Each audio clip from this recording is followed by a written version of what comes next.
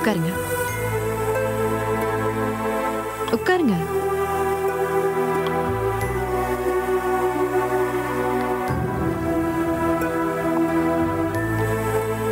குடிங்க குடிங்க.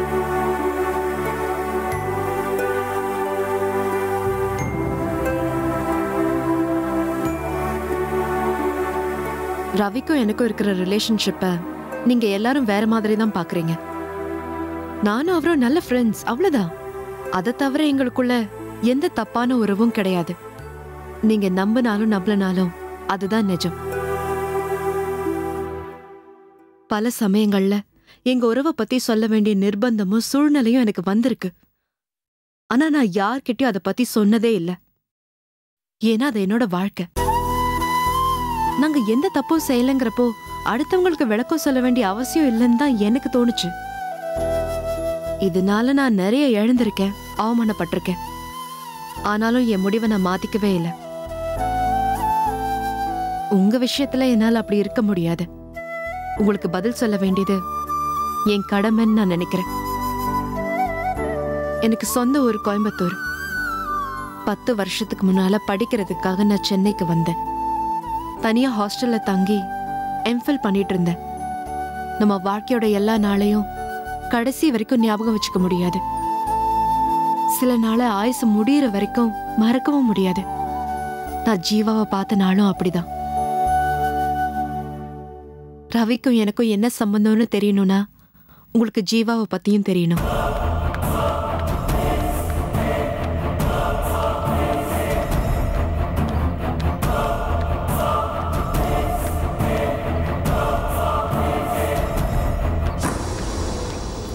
டிசம்பர் 2003. எனக்கு இன்னும் ஞாபகம் இருக்கு. அன்னைக்கு என்னோட பர்த்டே. வழக்கமா பர்த்டேனா அந்த நாள் முழுக்க மனசு ரொம்ப சந்தோஷமா இருக்கும். அந்த சந்தோஷத்தையும் மீறி எனக்குள்ள வேற ஏதோ ஒரு ஃபீலிங். மனசு ஒரு மாதிரி அலை பாஞ்சுக்கிட்டே இருந்துச்சு. அந்த ஃபீலிங் வரப்பெல்லாம் சந்தோஷமோ இல்ல துக்கமோ எனக்கு ஏதோ ஒன்று நடக்கும். என் ஜீவாவை நான் ஃபர்ஸ்ட் டைம் பார்க்க போறேங்கிறதுக்காக தான் என் மனசு அன்னைக்கு அலை பாஞ்சிருக்கு. அப்ப அது எனக்கு புரியல.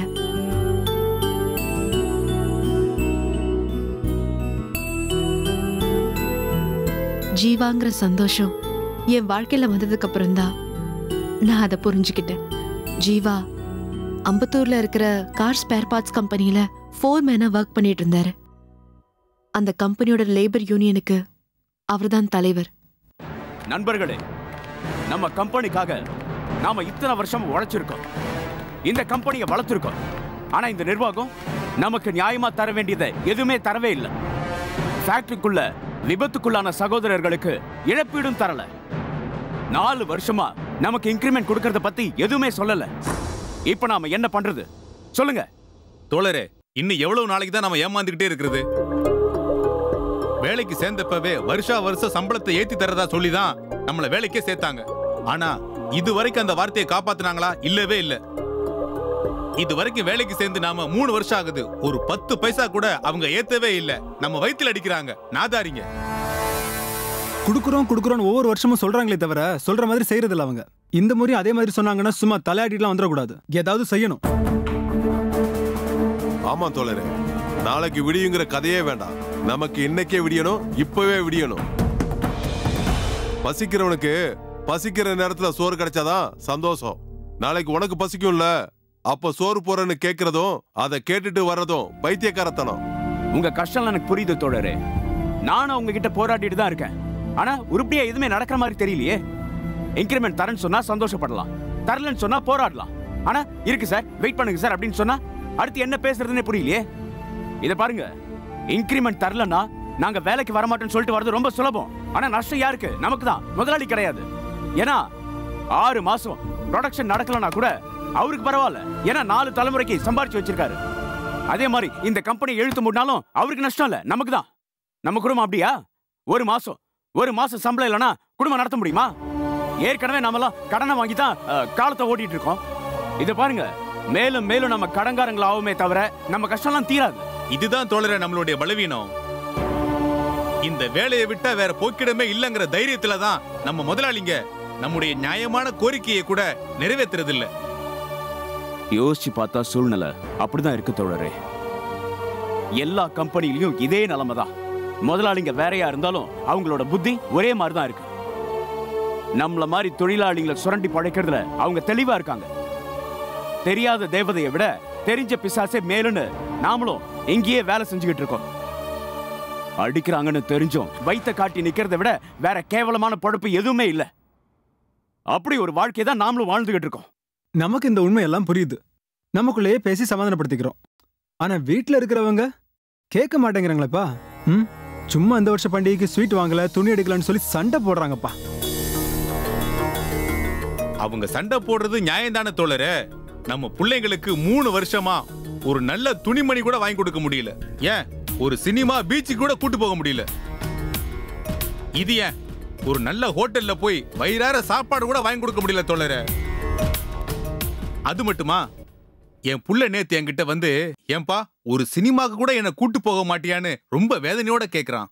அந்த சின்ன புள்ளையோடைய ஆசையை கூட நிறைவேற்ற முடியலையேன்னு எனக்கு ரொம்ப வேதனையா இருக்குப்பா. சினிமா ஹோட்டல் கூட ஆடம்பர செலவு தான்ப்பா. அத்தியாவசிய செலவுக்கே நம்ம போராட வேண்டியிருக்கு. சம்பள உயர்வே சுத்தமா கிடையாது. ஆனா விலைவாசி உயர்வு நாளுக்கு நாள் ஏறிட்டு தானே போயிட்டு இருக்கு. அரிசி, காய்கறி, பாலை கூட நாளுக்கு நாள் விலைவாசியை ஏத்திக்கிட்டு தானே போயிட்டு இருக்காங்க. இப்ப நம்ம தேவைன்னா கூட பரவாயில்லப்பா, நாம பார்த்து அட்ஜஸ்ட் பண்ணிக்கலாம்.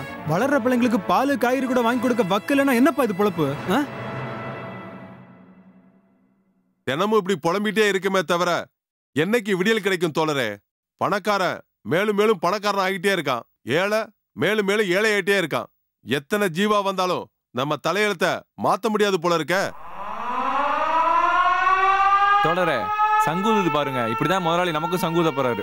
அப்படி எல்லாம் பேசாதீங்க தோழரே. போராட்டங்கிறது ஒரு தொடர் நிகழ்வு. இது வெறும் தற்காலிக தோல்வி. அதுக்காக முடங்கி போயிடாதீங்க. இதை பாருங்க, என்னைக்காவது ஒரு நாள் விடியுங்கிற நம்பிக்கையில் தான் எல்லா வர்க்க போராட்டமும் ஜெயிச்சிருக்கு. நிச்சயமா நம்ம போராட்டமும் ஜெயிக்க போகுது. சரி சரி சரி, 5 நிமிஷம் லேட் ஆனாலும் நம்ம சம்பளத்தை பிடிச்சிருவாங்க. நீங்க ஷிஃப்ட்டுக்கு போங்க. நான் மேனேஜர்கிட்ட பேசி நல்ல முடிவோட வரேன். சரிங்களா? சரி தோழரே, கவலைப்படாதீங்க, போங்க. போங்க. எப்படி பேசி முடிச்சிருவாரு, எனக்கு நம்பிக்கை இருக்குப்பா.